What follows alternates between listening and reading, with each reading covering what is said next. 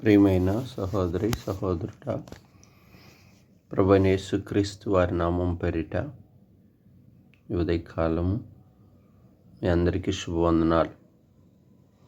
మరి యొక్క శ్రేష్టమైన దినమును జనవరి మాసంలో దేవుడు మనకు అనుగ్రహించినందుకై స్తోత్రములు. ఇదిగో పరిశుద్ధ గ్రంథంలో నుంచి అపోస్తలుల కార్యములు 3వ అధ్యాయము 26వ వచనాన్ని దినకాలపు వాగ్దానముగా ధ్యానాంశంగా మనం తీసుకుందాం. దేవుడు తన సేవకుని పుట్టించి మీలో ప్రతి వాని దుష్టత్వం నుండి మళ్లించుట వలన మిమ్ము ఆశీర్వదించుటకు ఆయనను ఎదుట మీ యొద్దకు పంపినని చెప్పెను. ప్రియ సహోదరి సహోదరుడా,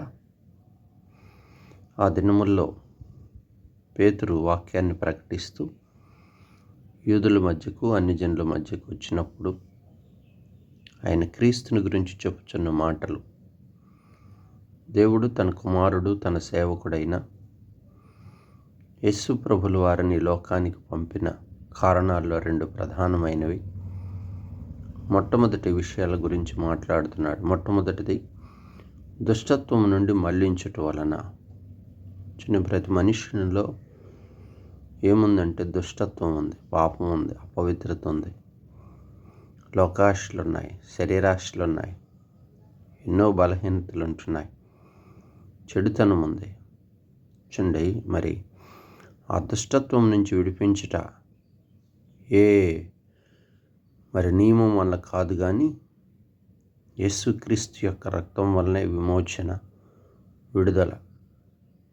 కనుక దుష్టుడు సాతానుడు భూమి మీద ఉండి మనుషుని దుష్టత్వంలోనికి నడిపిస్తుంటే ఆ దుష్టత్వాన్ని విడిపించడానికి నరరూపధారిగా అనేక మంది ప్రవక్తలు వచ్చినప్పటికీ విడిపించడం సాధ్యపడలేదు. కనుక ఆయనే దైవకుమారుడైన క్రీస్తు లోకానికి వచ్చి పుట్టి మనుషుని యొక్క దుష్టత్వం నుంచి విడిపిస్తూ వచ్చాడు.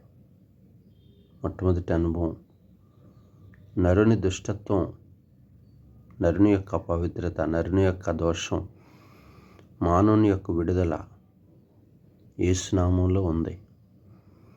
ఆ నామమును నమ్మి ఒప్పుకుంటే చాలు, మన దుష్టత్వం అంతా కడగబడింది. చాలామంది వారి ప్రయత్నాలు చేస్తున్నారు, కానీ నిజ సత్యము ఇది అయి ఉన్నది. కుమారుని ద్వారా దుష్టత్వం నుంచి విడుదల. కాబట్టి ఆ దుష్టత్వాన్ని నుంచి మళ్లించుట కొరకు యేసుక్రీస్తు ప్రభు ఈ లోకానికి వచ్చి శిలువ రక్తాన్ని కార్చాడు. రెండో అనుభవం ఏంటంటే మనుషుని యొక్క దుష్టత్వాన్ని పోగొట్టడమే కాదు, దేవుడి ఆలోచన ఏంటంటే మనల్ని ఆశీర్వదించాలని. అవును కదా, సకల ఆశీర్వాదములకు కారణభూతుడు ఆయనే. ఆశీర్వాదములు ఆయన చేతి నిండా ఉన్నాయి. కుడి చేతిలో నిజమైన దేవుని సంతోషం ఉంది. పూర్ణ సంతోషము, ఆనందం ఆయన చేతిలో ఉన్నాయి. సంపూర్ణమైన ఆశీర్వాదం ఆయన దగ్గర. ఎందుకంటే పరలోకపు యొక్క ప్రతి అవసరత, మన అవసరతను తీర్చడానికి ఆయన ఐశ్వర్యవంతుడు. ఆయన ఐశ్వర్యమును మనకిచ్చుటకు ఈ లోకానికి వచ్చాడు.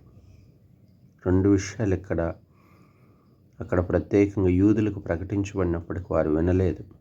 అప్పుడు ఆ వాక్యము శరీరధారి అయిన దేవుడు అన్ని జనులైన మన యొద్దకు వచ్చాడు. ఈ 2 కార్యాలు మన విషయంలో దేవుడు చేస్తూ వచ్చాడు. అయితే ఎవరికంటే ఇది నమ్మిన వారికి. 2 మాటలు మనతో చెప్తున్నాడు ఈ దినం. ఒకటి, దుష్టత్వం నుంచి మనల్ని మళ్లించుటకు క్రీస్తు లోకానికి వచ్చును. రెండవది, ఆశీర్వదించుటకు ఆయన మన యొద్దకు వచ్చాడు. ప్రియుడా, ఈ అనుభవం మనకు అవసరం. మనలో ఏ దుష్టత్వం ఉన్నా కానీ, ఏ పాపం ఉన్నా కానీ దేవునికి ఇష్టత ఉండదు. దాని నుంచి మనం విడుదల పొందాలి. రెండోది, ఆయన ఇచ్చే ఆశీర్వాదాన్ని మనం పొందుకోవాలి. అంటే ఆయన యొద్దకు రావాలి, ఆయన యందు నమ్మిక ఉంచాలి, ఆయన సహాయాన్ని కోరుకోవాలి, ఆయన సన్నిధిలో సమయం గడపాలి, ఆయన చేతి క్రిందకు రావాలి, ఆయన మనకు తోడై ఉండాలి. ప్రార్థన చేసుకుందాం. పరిశుద్ధుడా, ఈ ఉదయకాలం శ్రేష్టమైన మీ వాగ్దానం ద్వారా దైవ కుమారుడిగా ఈ లోకానికి మీరు రావటానికి ప్రధానమైన 2 అనుభవాలు. ఒకటి దుష్టత్వం నుంచి మానుపుటకు, రెండోది శ్రేష్టమైన ఆశీర్వాదమునిచ్చుటకు ఈ లోకానికి వచ్చారు. అందుకై వందనాలు. మానవులుగా మా ఎడల, నాకు మా ఎడల మీకున్న ఈ ప్రేమ ఎంత గొప్పది ప్రభువా. నీ రక్తం ఇచ్చి మమ్మల్ని కొనుక్కున్నందుకై స్తోత్రములు.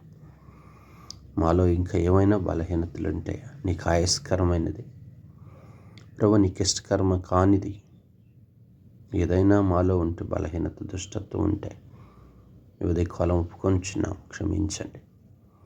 మమ్మల్ని కూడా మీ పరలోకపు ఆశీర్వాదం మాకు కూడా అనుగ్రహించండి. ఆ దినముల్లో పేతురు యోహాన్లు ప్రకటిస్తున్నప్పుడు యూదులు వారు వినలేదు. ఇదిగో మేము మీ సన్నిధికి వచ్చి వింటున్నాం, మీ సహాయాన్ని కోరుకుంటున్నాం. మీ దయావాత్సల్య చొప్పున నన్ను మా కుటుంబాలను ఆశీర్వదించండి. మా బిడ్డలైన వారిని, ప్రతి సంఘంలో ఉన్న బిడ్డలను మీరు జ్ఞాపకం చేసుకోండి ప్రభు. వారికి ఉన్న కొదువలు తీర్చండి, నూతనపరచండి. నూతనమైన ఆయా ఉత్సాహమును, సంతోషమును మీరు అనుగ్రహించమని, అనారోగ్యంగా ఉన్న వారిని, వ్యాధిగ్రస్తులను స్వస్థపరిచి బాగు చేయమని, యవ్వన కాల బిడ్డల భవిష్యత్తును దీవించండి. మీ చేతి కిందకి తీసుకొని మీరే మహిమ పొందమని యేసు నామమున ప్రార్థించి వేడుకుంటున్నాను తండ్రి. ఆమేన్.